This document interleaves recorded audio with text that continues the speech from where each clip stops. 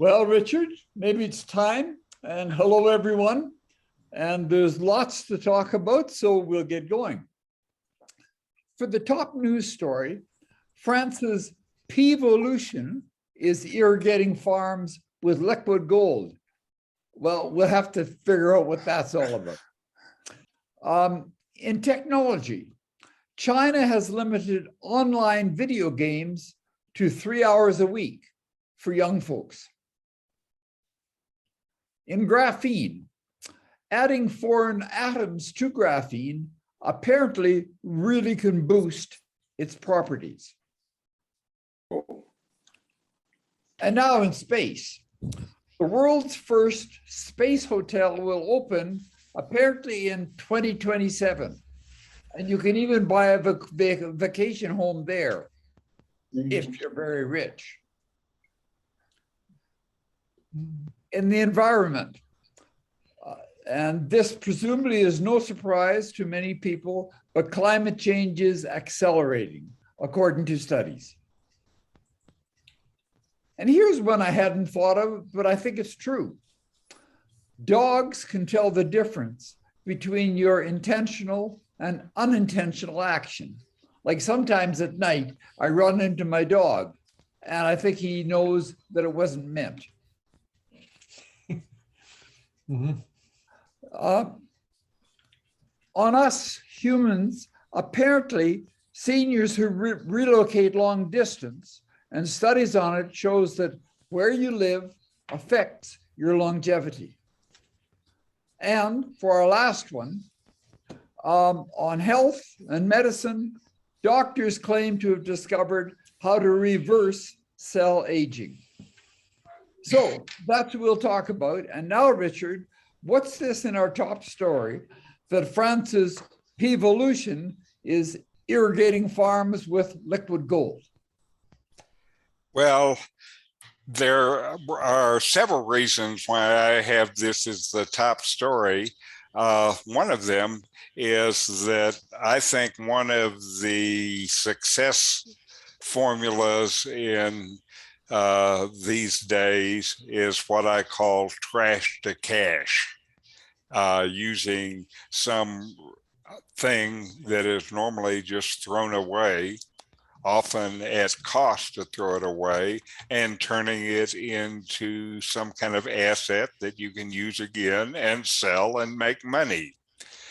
I also am drawn to stories that show what an individual with an imagination and who asks questions and is willing to act on this can actually do in the world. And so this story on liquid gold starts in 2018 when Matthew Priel in France complained to his friend Michel Rose how costly and complicated it was for him to get rid of the urine received by the waste management company he worked for in Bordeaux.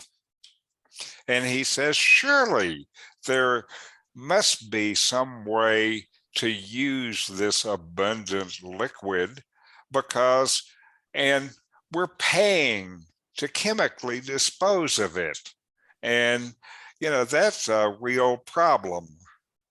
And so Matthew wanted to know if there was some way that it could be reused. And his friend Rose, who at that time was working for a French biostimulus company, immediately thought it would be much easier to reuse the urine in agriculture. And so he began testing ways to use the urine, which contains important nutrients for crops, including nitrogen, potassium, and phosphorus. And he was trying to see if there's some way he could turn that into natural fertilizer. The problem was making it potent enough because this urine only contains about a fifth of the nitrogen that is found in standard fertilizers.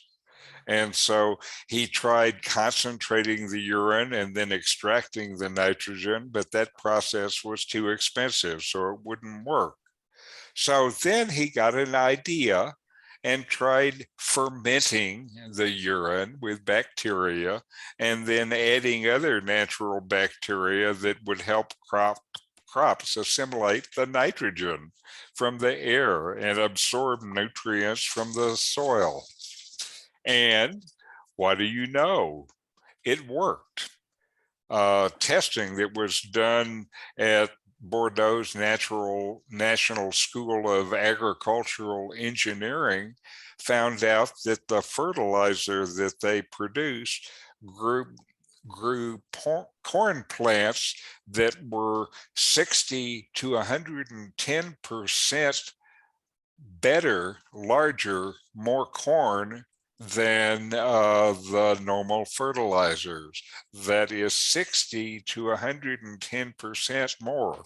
And so since then, they've set up their own factory, and their production costs for this fertilizer that works better than the other fertilizers that are available, those fertilizers cost about 40 euros a liter, which is pretty expensive. His process cost is 2 euros a liter. So he's is going to be able to sell it, and does sell it, for a lot less than the competitor's product. And it's still very much a money-making deal. And, this human urine is in the world processed in a hugely flawed infrastructure network. And in the EU, for example, besides the problem getting rid of the urine, they use almost 6,000 billion liters of water a year to flush it down the toilet. So creating yet more problems. And, we're kind of stuck with this because the infrastructure that has been built in Europe and the US and Canada after World War II makes it difficult to do anything but how we're doing it now. So anyway, he's got one factory going. He's going to open 4 more factories, and he's going to source his urine from waterless toilets that are going to be installed at schools and stadiums and businesses and gas stations and festivals and places like that. And in fact, he's been selected to install waterless toilets for the 2024 Olympic Games in Paris. So he says, now we grow food, transport food, and excrete it, and it all goes through centralized treatment plants. The energy use is unsustainable and unfortunate. We need to manage our human waste in a different way. It's a resource, not waste. And so the people that are picking up on these ideas say that what he's really talking about is the transformation of cities into more resilient circular economies. Our imagination is the only thing holding us back. Any thoughts? Well, I wonder what you do with the solids, the waste that we all produce. Solid waste make a wonderful base for fertilizer. But if you collect the urine to waterless urinals, I suppose, then you'd have to have two toilets side by side or something like that? In India, I built with some other people. I was involved in an NGO project helping to manage the project. where they were installing composting toilets in a village in India. And these toilets had in the top, the toilet had one hole in the back and another hole in the front. And you put the dry stuff in the back and the wet stuff in the front. And they used the dry stuff. The dry stuff would stay in the bin and naturally would compost. And when it got to a high enough temperature, 165 degree F, then it sterilized all the bacteria that was in it and became clean fuel. And the wet stuff, typically they piped out of the toilet into banana plants, trees they had growing in their yard or something, and they turned the wet stuff into bananas. For instance, urine coming from people who are sick. What happens to these organisms? The organisms in the dry spot die when the temperature of it increases as it naturally composts. How about the urine? The urine is they just put it directly into the ground and use it to fertilize plants. And we didn't see any examples of sickness or illness for this. And these same kind of composting toilets are used now in a lot of other places in the world. But one of the things what if you try to confuse things by having diarrhea? Then what do you think if the dry stuff gets a little wet?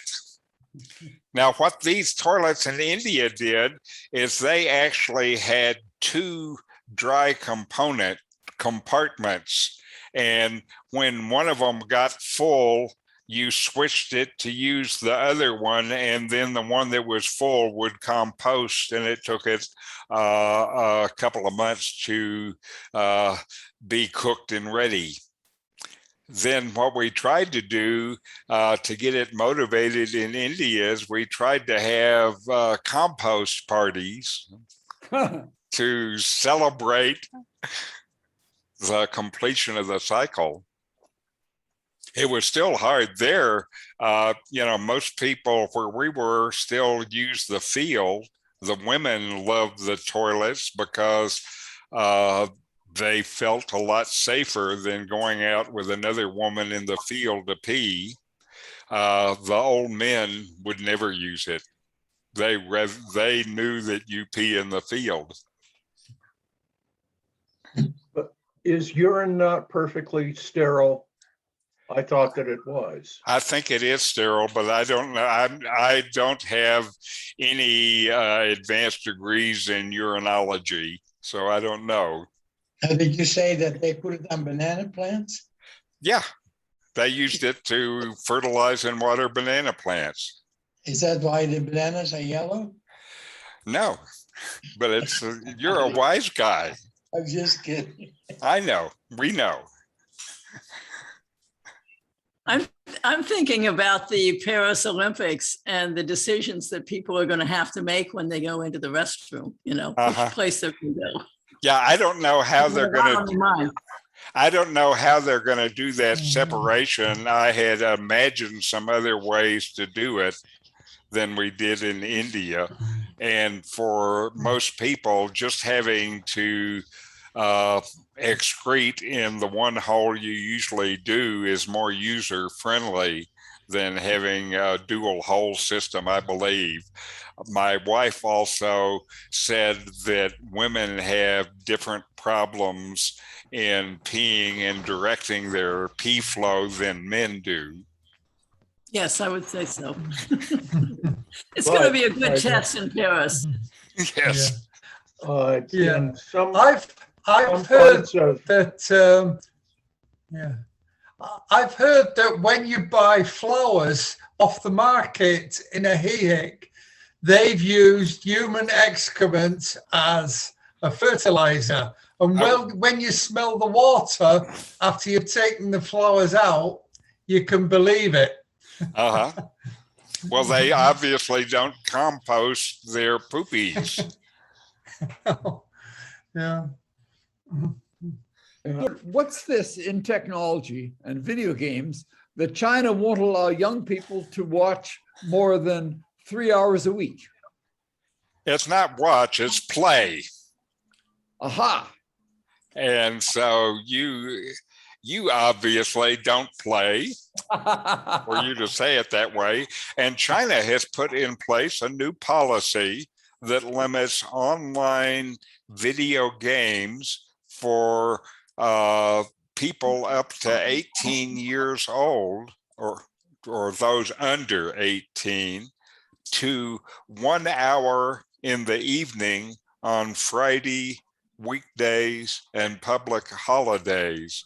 Notice that's no hours a day on Monday, Tuesday, Wednesday, and Thursday.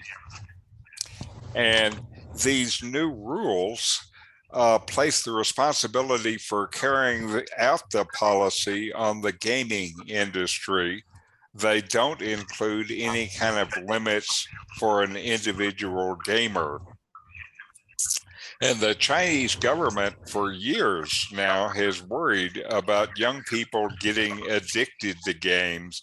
They've even set up treatment centers to address, quote, gaming disorders.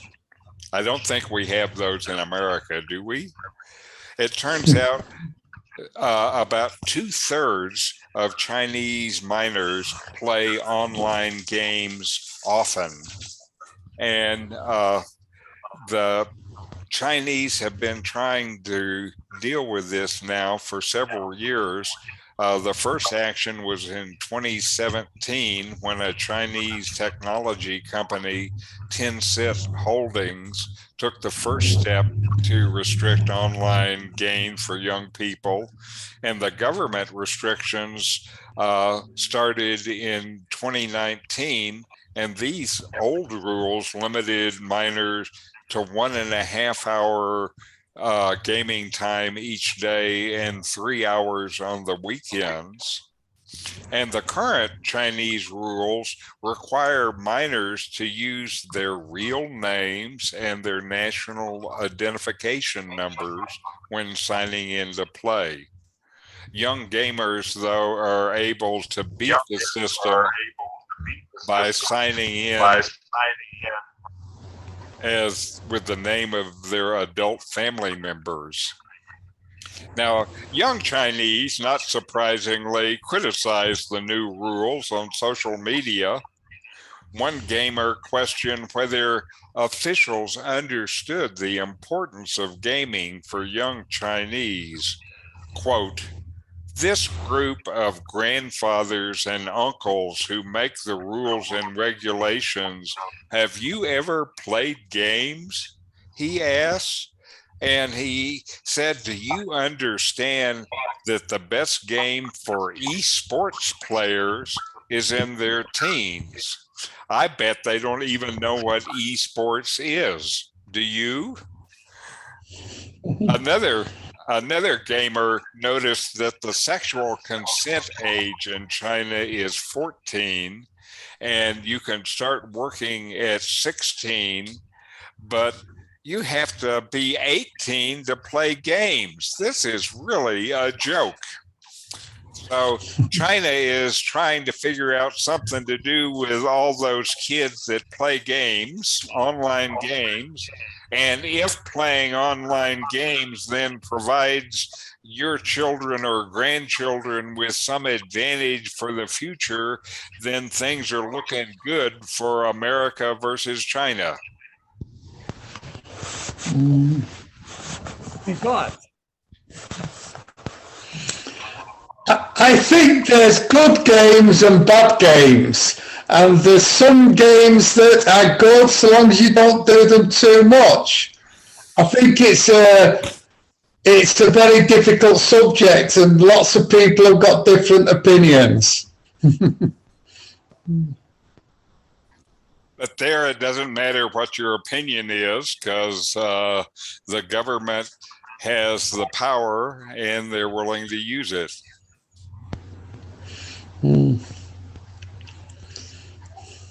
Now, I suppose. Oh, go on. I suppose they see that as like an extension of stopping people taking drugs and drinking alcohol and all that. But there's some games that are beneficial and some games that I play in the belief that it's helping me avoid dementia. and games for seniors, that's one of the things that shows up, that it's one of the ways to keep seniors solving problems and using their minds. Mm-hmm. But I know my wife and I have worried about this when we see a 3-year-old grandchild who already is better at using a tablet than we are. Yeah. Yeah. My great granddaughter has learned to use, she's 2 years old, she's learned to use Alexa and she knows how to skip ads. Okay. So Richard, moving on to our graphene story, what's this about adding foreign atoms to it boosts its properties? Now, again, I know that these graphene stories are not everybody's favorite because nobody, including me, actually knows what's going on.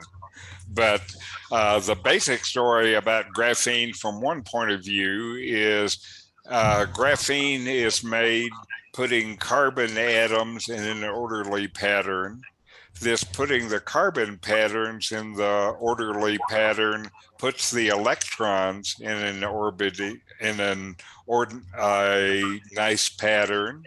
And because of that, the graphene has different properties that make it interesting for use in the next generation of products. Graphene, the way it is, has some limits, and to overcome those limits, one of the things they have tried to do is integrating graphene with other materials like metals or insulators or semiconductors. Somebody has their speaker on and is playing back through the system. And could you try muting yourself to see if that feedback goes away, please? Anyway, they've made composite structures, adding layers of other materials into the graphene as one way to try to deal with this, but that's still expensive and complicated. And now a group of scientists in South Korea has developed a way to grow metal oxide nanostructures within or on top of a layer of graphene. And this makes it a different kind of composite material, which has a different regular array of electrons and therefore different electrical properties. And already with this, one of the things they have developed is a high energy density cobalt oxide graphene based micro supercapacitors that will act like batteries essentially and hold energy and could be used as a power source for the tiny kind of electronics that they're trying to make now. It also, this new class of materials can, it looks like, be naturally and well adapted to this new development of ultra thin, lightweight, skin mountable devices that are integrated with real-time health monitoring system. So instead of wearing your Fitbit to monitor yourself, you might just have something that sticks to your skin and it connects and monitors yourself and connects to the internet and is telling your health monitoring system how you're doing. And again, this is made with another trick that they have figured out how to do graphene.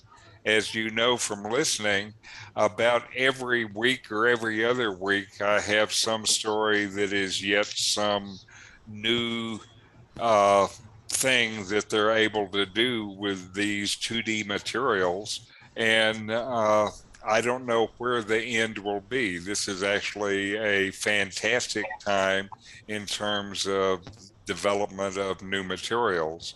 And what I know from being in technology is new materials mean that you can make things that you never imagined or could make before. And so they open the door to the future. Any thoughts?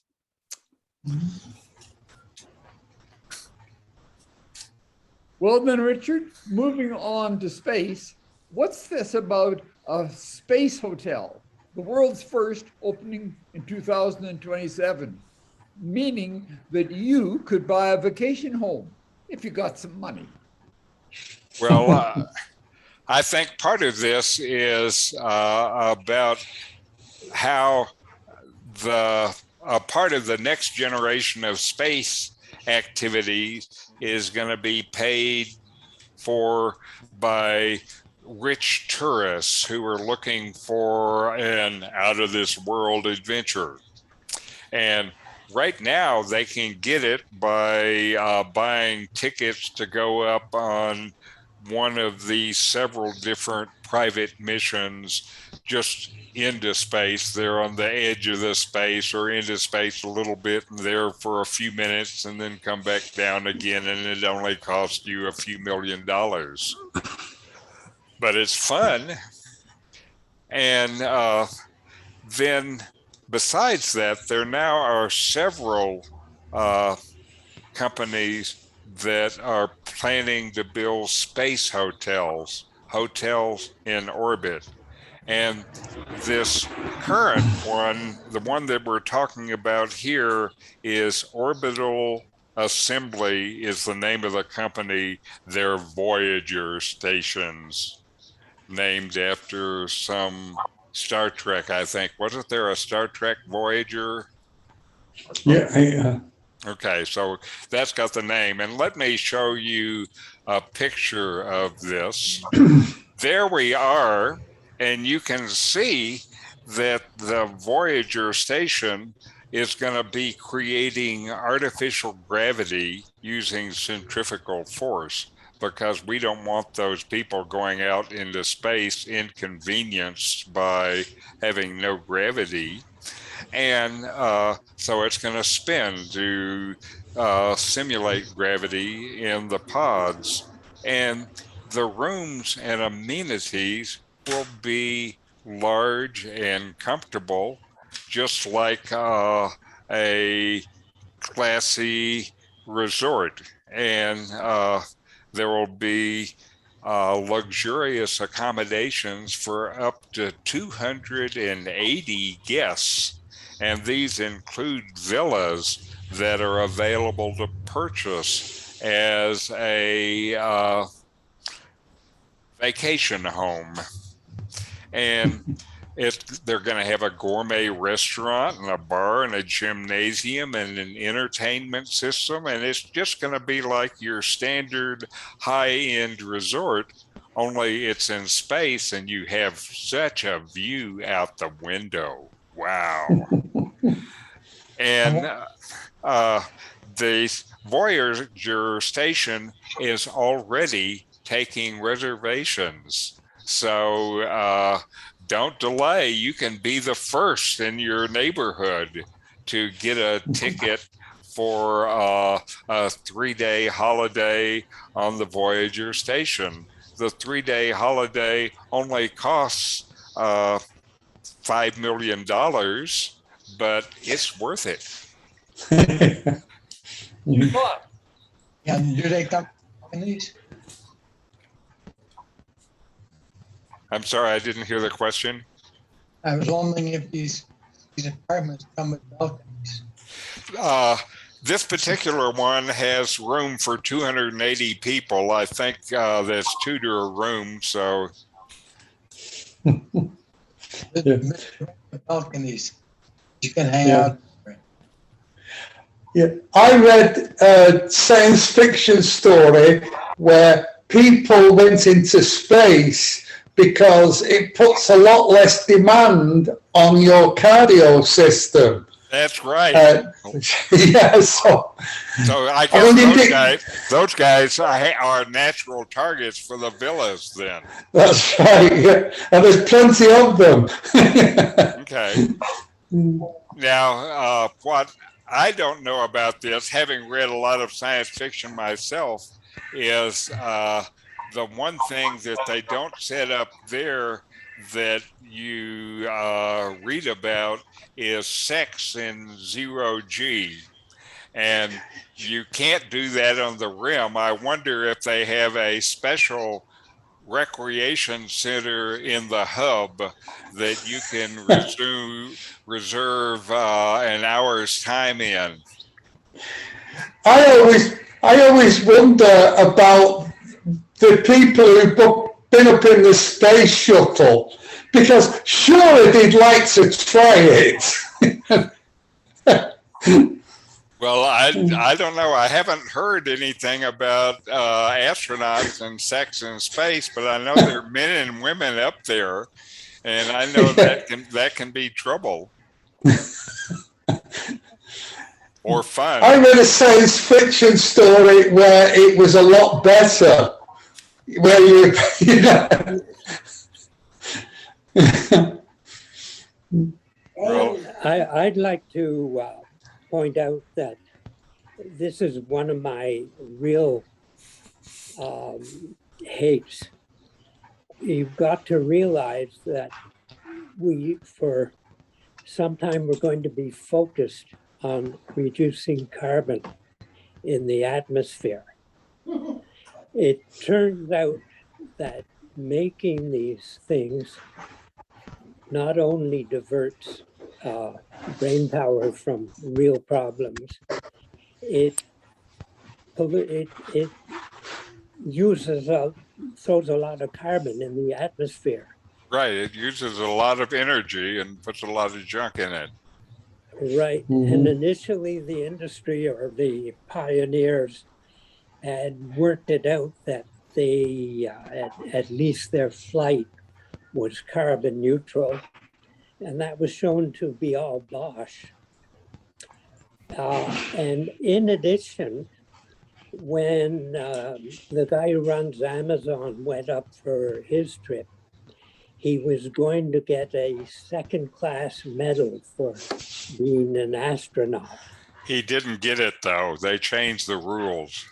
Well, he anyway boosted it up a little bit higher so he could get, as he thought, you know, the real medal, the same one the astronauts were getting.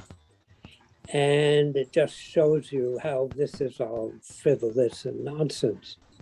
And finally, in his thing, when he came down, they weren't sure where he would land.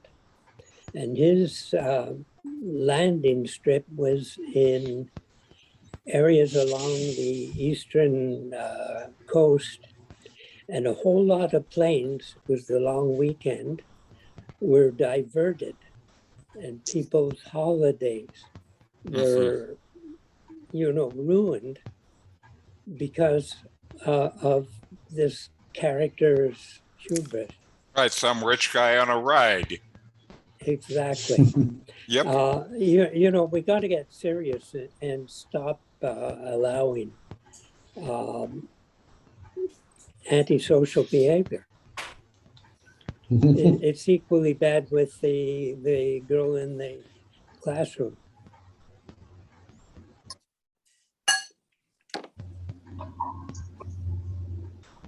Richard, moving along, what's this study that says climate change is not only fast, but it's accelerating?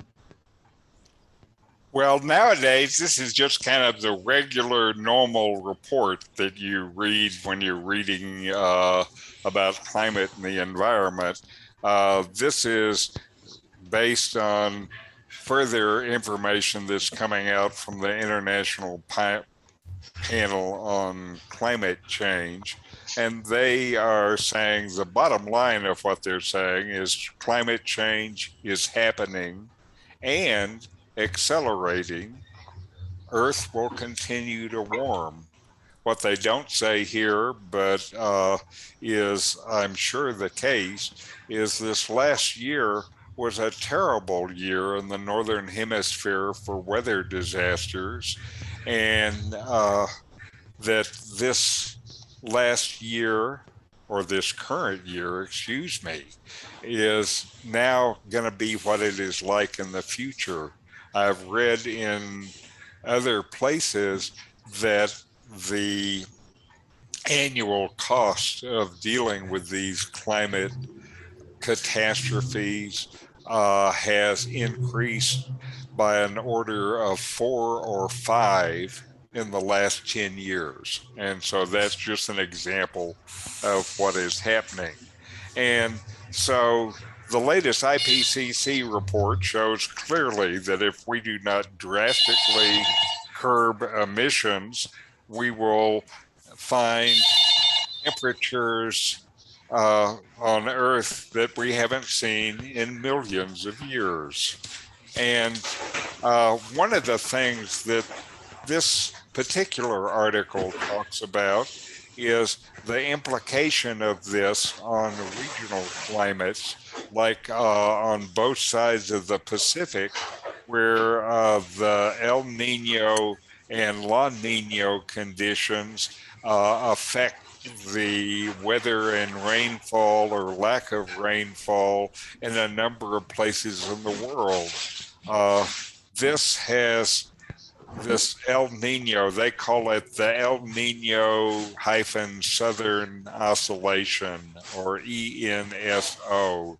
It has persisted without major interruptions for thousands, maybe millions of years. They don't know. And that this can change in a future warmer world. One of the things that is very likely is sea surface temperatures are going to change, and that certainly is going to make changes in the El Nino cycle. And the thing is, they don't really understand it, and so they don't know what will happen when it changes, if it changes.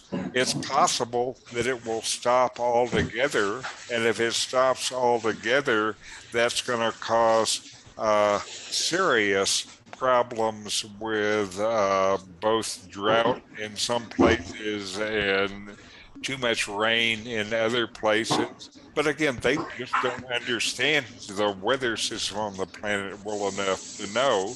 What they do know is that one of the things that could happen is that, we will be, the impact on rainfall is going to likely be enhanced. And I'm sorry that Keaton isn't here today. One of the places that they expect increased rainfall for is Hawaii. And so this is another of the series of changes that looks like it is coming to us. And if El Nino stops, it will have a serious effect on the lives and well-beings of millions of people in Asia and the Pacifics and on Western Americas. And this, I think you would call the stopping of El Nino one of those tipping points. Oops, I'm sorry. I'm sorry, world. Yes, the other factor is the Gulf Stream, which is slowing down all the time. Oh, that's in the Atlantic. Yes. Yeah, Yes. well, it's important too. Yes, absolutely. So it's only going to mess up the water flow in both of our major oceans. I'd like to point out, and I plan to send you the articles. The reason it's changing here is the Arctic has lost its ice cap, and some of the glaciers in Greenland and that are disappearing. This has given a permanent change to the weather because when it was ice, it created a sort of permanent high pressure zone, and the weather had to run from west to east, Right. south of it. But now the ice cap is disappearing. The changes we're seeing are becoming permanent. And some agricultural lands in the US are going to be desert. It just looks older to me. Right. And others are going to be I've underwater. just got white. His hands are white. Hey, Clive, can you mute yourself when you're not talking, please? I think the noise is from you. Okay, and then to add to the good news, the mechanism that is helping to accelerate the melt of ice in the northern latitudes is also happening in Antarctica. Yes. And there's no way to stop it. So the same nonsense going on in this half will be going on in that half. Uh-huh. It isn't something to look forward, and it is a really important tipping point. Yes. Yes. Now, I read something recently that was saying the weather patterns on the Earth were really changed when North America and South America joined. And before that, then the Atlantic and Pacific flowed into each other. Maybe what we need to do is just dig out Panama. Would it help or make it worse? So Yeah. it's a Anyway. problem. Yes, thank you. So Richard, if we move on to biology, what's this about dogs knowing whether you intend to do something or not? Now, I think this is an interesting story, I think, for one particular reason that I'll talk about when we get there. We have a long shared history with dogs, a longer shared history with dogs than any other animal on the planet. And because we have so much history with dogs, dogs have developed a range of skills for bonding with human beings. But whether dogs actually understand human intentions or merely respond to actions is something that is not really understood.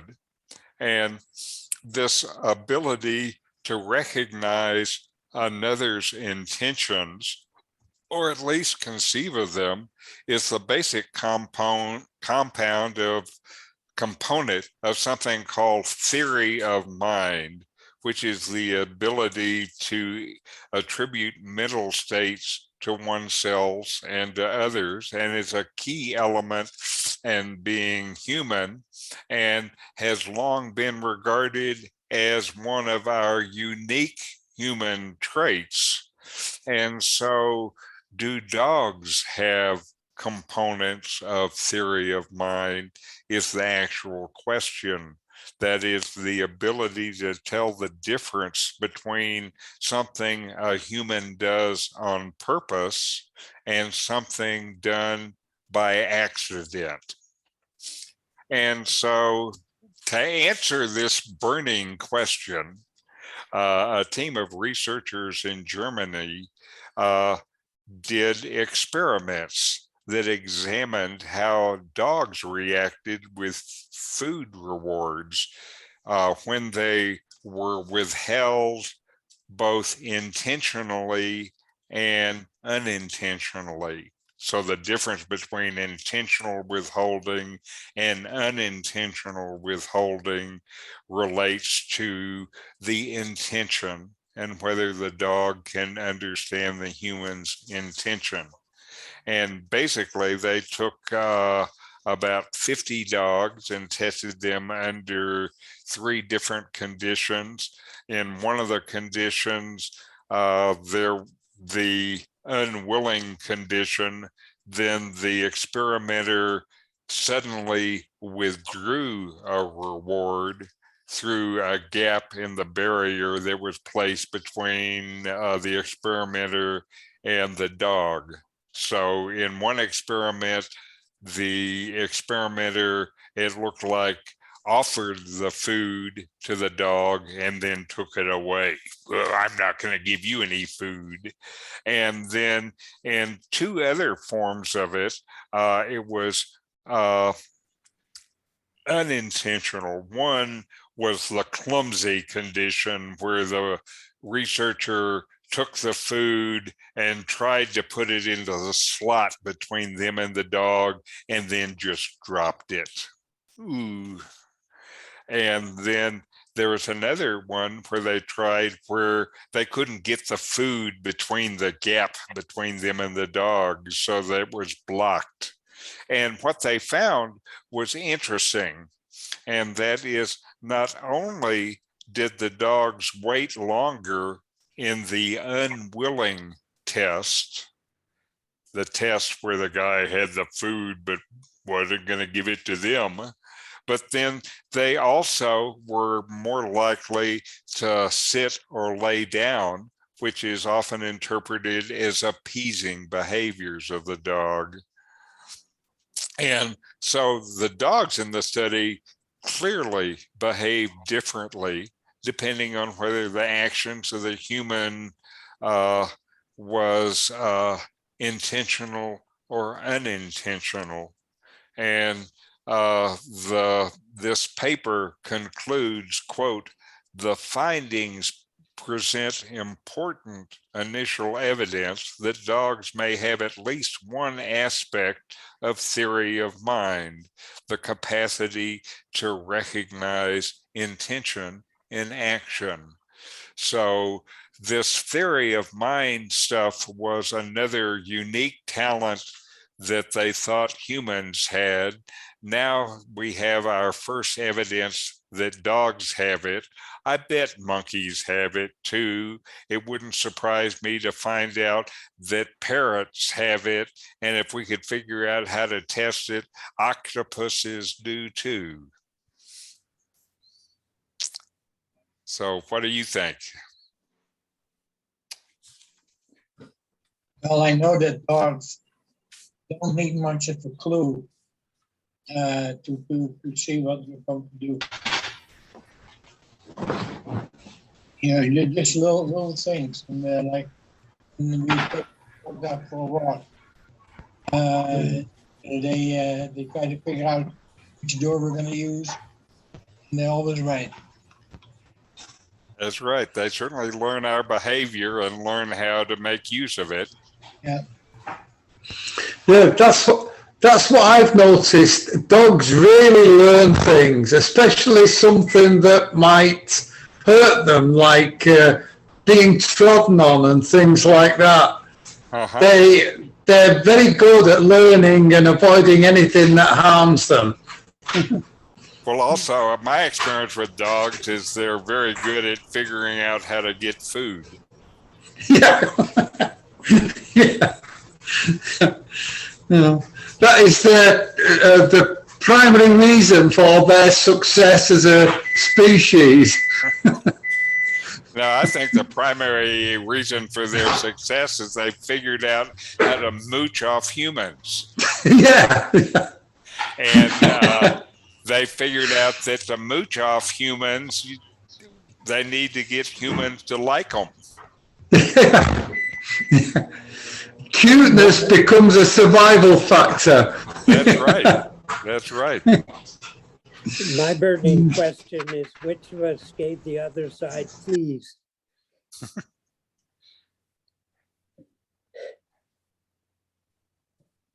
And Now- anyone with dogs knows that more often than not, we don't train dogs to do what we want. Yes, They train us to do what they want. that's right. And we're fast learners, some of us. Now, I also have read of stories. Now, one of the things that they're trying to do is study the difference between wolves and dogs. And a lot of the behavior as a pack animal and things like that are very similar, but they have learned whatever it is, dogs respond a lot more to humans than wolves do. And it seems innate. It happens starting by the time they're puppies. They already know how to flirt with humans and make us love them.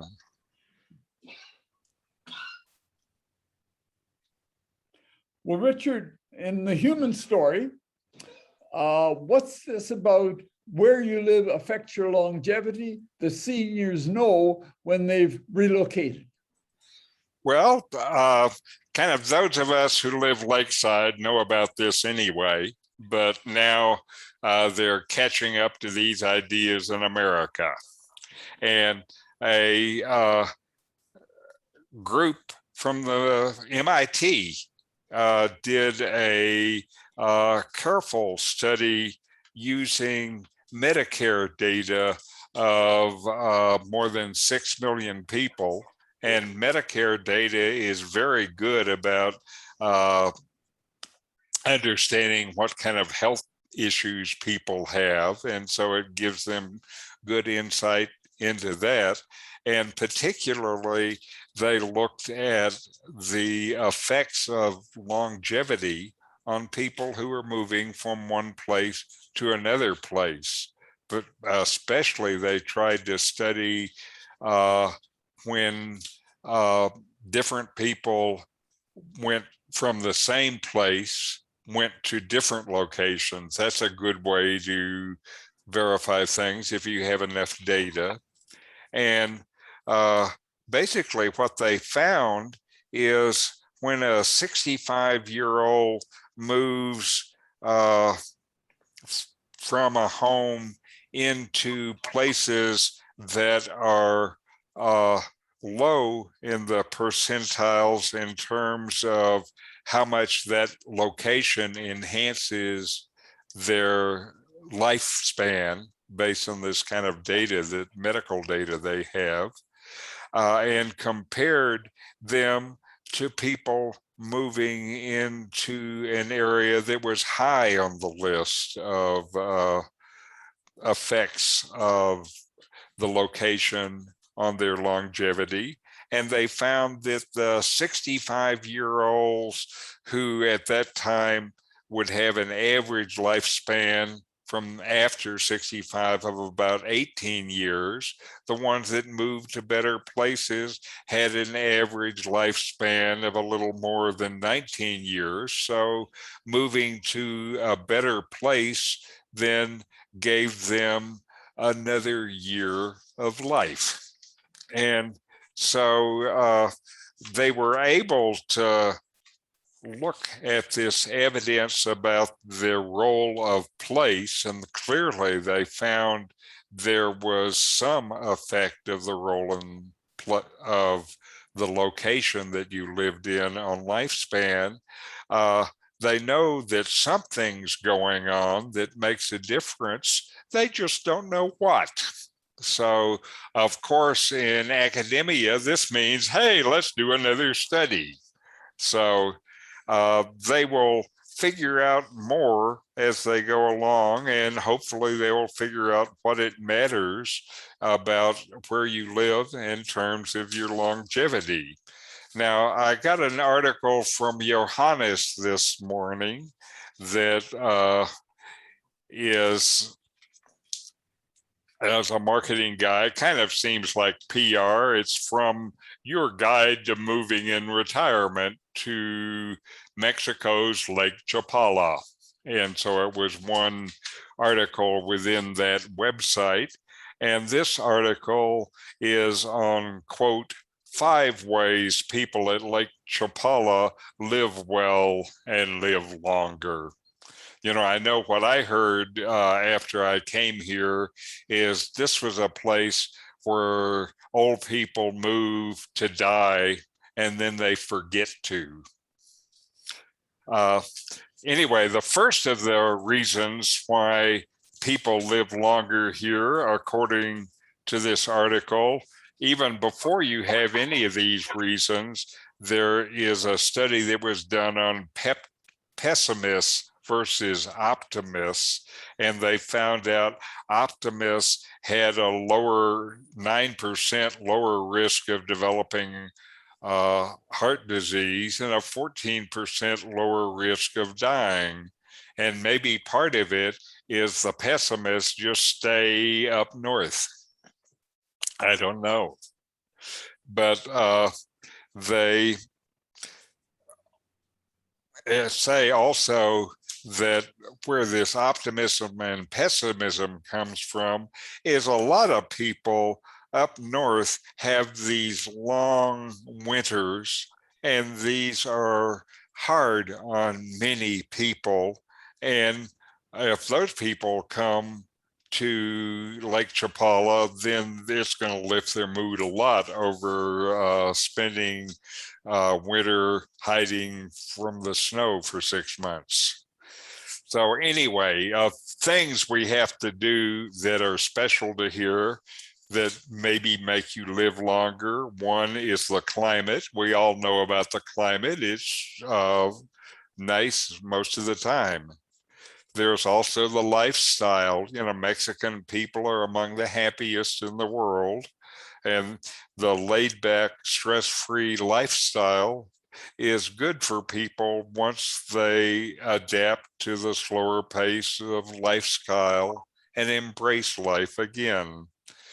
They say the lake itself may have beneficial properties. The lake has high magnetic levels, they say, and also bromide. And these magnetic levels, there are some people writing about the benefits of magnets, which they say improve lots of things. I don't know about that myself. I haven't looked at the science. I do know my wife had some problem with carpal tunnel disease or something like that, and she got some magnets and the problems went away, but that's just her. And the other thing, the bromide is a natural mood enhancers. So maybe we like it here because we're all getting mood enhanced from the bromide in our environment. Another benefit here is color. Color does a lot to your internal systems, and color is everywhere here at Lake Chapala.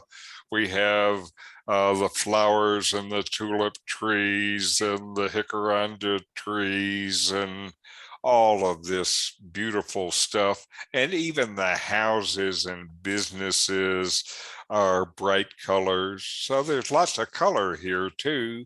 And the other thing they talk about is fresh food. And certainly diets that have lots of fresh fruit and especially berries and vegetables are very good for you. And those are things that are available here year round. So those are their 5 things. The 6th thing that I would add to it is a community with more friends. I know my wife and I feel like we have more friends here than we ever had in Silicon Valley. And I think that is true for a lot of people here. And science shows that these kind of relations and relations to friends have many benefits, especially for us older adults. And that is one part of life here. And I think Chapala is proof of what the guys at MIT were trying to show, which is some places just have that special something that makes people live longer. Any thoughts?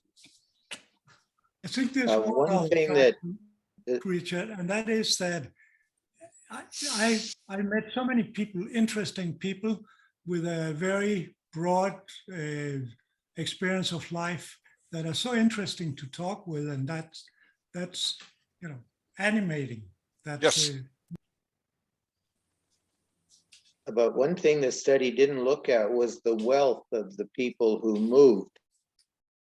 And rich people tend to move to better places than poor people. And the poor people who move to the South in the US would be moving to less expensive places to live. But generally, poor people live shorter lives than wealthy people. And so unless the MIT people considered that in their study, they were missing out on a significant factor in the longevity of the people. The other thing is they don't say anything about the people who did not move.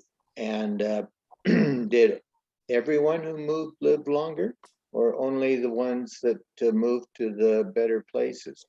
And I'm sure there's a distribution curve of lifespan. I also think you're right that I didn't read anything about controlling for income in the experiment, in the data analysis, and that would have made it a more coherent view. And the other thing is it's only healthy people in general who will get up and move anywhere. If people aren't healthy, they kind of stay close to home. But here they kind of control that because they compared people who moved to one place versus people who moved to another place. And in both cases, they moved. So the people who couldn't afford to move or were not physically able to move were not included in the study. So I think that one isn't an issue. What you talk about controlling for income is another variable that, like you point out, is important, and not having that in the data makes it a lot less convincing. And Richard, if we want to move on to our last story, it is also about longevity and aging, with doctors claiming to have discovered how to reverse cell aging. What's that? Well, I looked at this with a lot of interest. I'm happy to reverse the aging of my cells, and I would buy it in a minute if I could figure out where to. But anyway, so what they found out, particularly a team of scientists from the Technon Israel Institute of Technology, say that they have found a way to reverse the natural aging of human immune cells. And this potentially would make the elderly far more resilient to COVID and any other infections.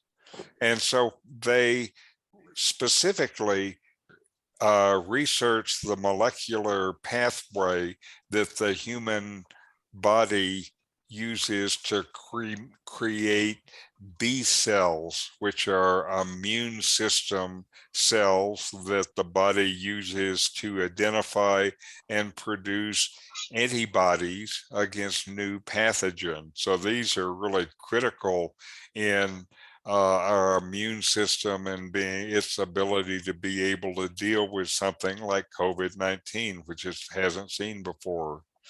And typically, your body stops making as many of these B cells as you get older. And what they found is suppressing a particular hormone can trigger production of these B cells. And this ought to give older person's immune system the same robustness that it had in earlier life. They still need to conduct clinical trials. So if there is a treatment coming from this, it'll still be years away. And I know I would like these things to come on the market immediately so I could figure out how to buy them. But it's going to take some time. And what they found was these B cells only live for a short time before they die and are converted into what are called long-lasting memory B cells, MBC.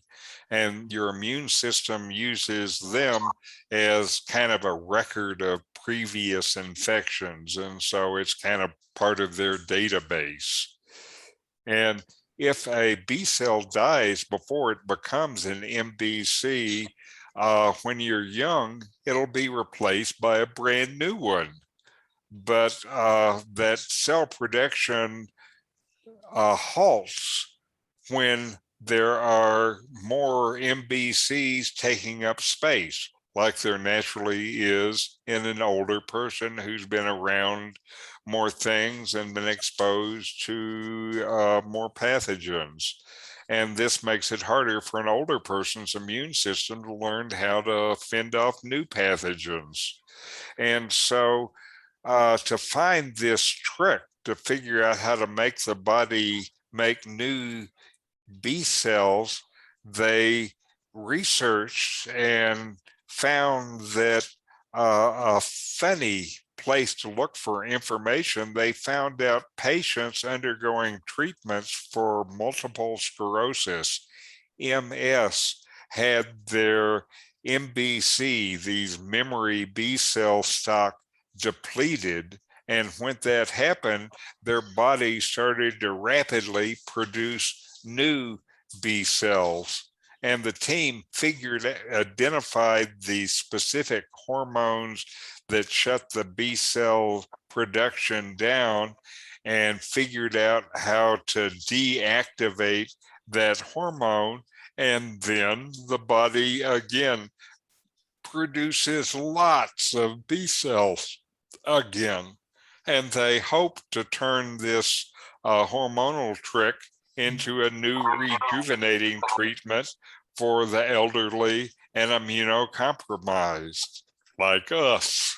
And they say we found specific hormonal signals produced by the old B cells, the memory cells, that inhibit the bone marrow from producing new cells. This is a huge discovery. It's like finding a needle in a haystack. And hopefully that needle in the haystack will benefit at least some of us before our days are over. Any thoughts?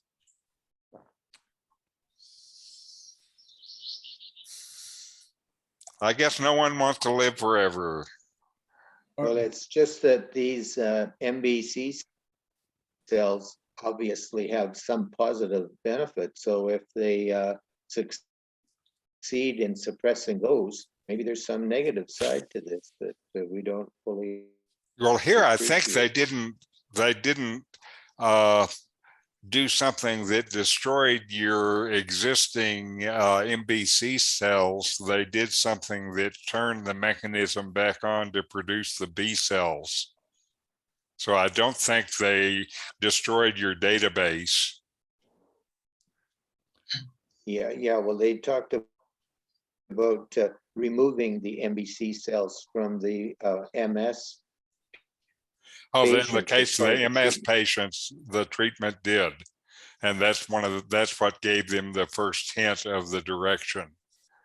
but the treatment they were using was not the treatment that was done for MS. I don't think. They didn't say what the treatment was, so I don't know. That'll be another article later, hopefully. Well, Richard, I think maybe that's the last one. Thanks a lot for all of that. And thanks for everybody for participating. And we'll see you again next week. Bye for now. Bye for now. Thank Thank you. you, Richard. Adios. Adios. Richard.